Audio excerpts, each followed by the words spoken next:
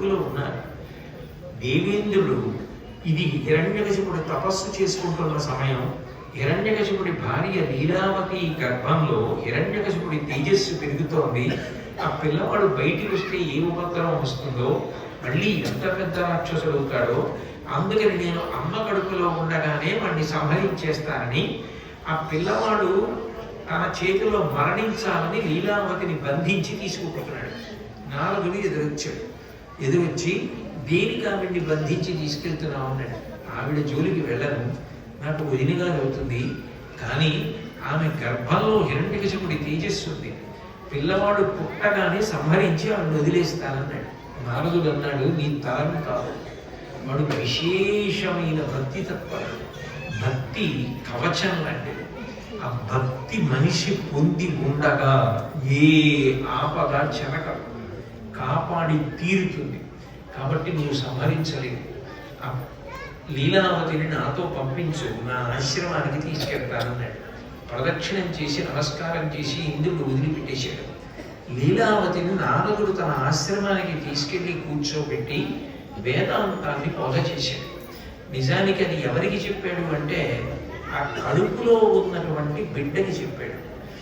అయితే ఇది నిజమేనా, అట్లా ఉంటుందా అని మీరు అనుకోక్కర్లేదు. నా స్వానుభవంలో ఒక సంఘటన చెప్తాను, అది మీరు నా గొప్ప కోసం చెప్పానని అనుకోవద్దు. నేను జరిగే యథార్థం గురించి చెప్తున్నాను తప్ప అదిదో నా గొప్పతనం అని చెప్పుకోవడానికి కాదు. ఒకసారి నా దగ్గరికి అమెరికా నుంచి ఒక తల్లి వచ్చింది. ఒక చిన్న పిల్లవాడిని తీసుకొచ్చింది. వాడు పాకుతున్న వయసులో ఉన్నాడు, చాలా ముద్దుగా ఉన్నాడు.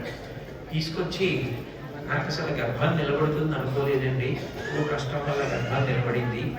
నేను గర్భంతో ఉన్న నాళ్ళు మీ ఉపన్యాసాలే వినేదండి. ఆ తర్వాత నాకు పిల్లాడు పుట్టాడు. వీడు పాలు తాగకపోతే మీ ప్రవచనం పెడితే వీడు పాలు తాగుతాడు. వీడికి మీ కంఠ అంత కలిసి వీడిని ఒక్కసారి మీకు చూపించాలని మా పుట్టింటికి వచ్చాను హైదరాబాదు, మిమ్మల్ని చూపించాలని తీసుకొచ్చానండి. అప్పటికి ఆ పిల్లవాడు నిద్రపోతున్నాడు. నా భార్య వాడిని తీసుకుని, పాప ఆ తల్లి ఎంతసేపు ఊళ్ళో పెట్టుకుంటుందని తీసుకెళ్ళి మంచం మీద పడుకోబెట్టింది. వాడు నిద్ర లేచాడు.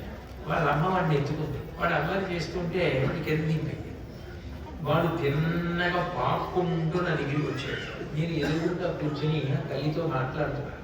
వాడు తిన్నగా పాకుతూ నా దగ్గరికి వచ్చి మెల్లిగా నా పాదాలు పట్టుకుని, కాళ్ళు పట్టుకుని, మోకాళ్ళు పట్టుకుని లేచి నిల్చుంటే నేను వాడిని ఎత్తి ఒళ్ళో కూర్చోబెట్టుకున్నాను. వాడు నా నోటి మీద ఇలా చేతితో తడుగుతున్నాడు. నేను వాడి చేయి తీయ, వాడి నోటి మీద చేతితో తడవాలి.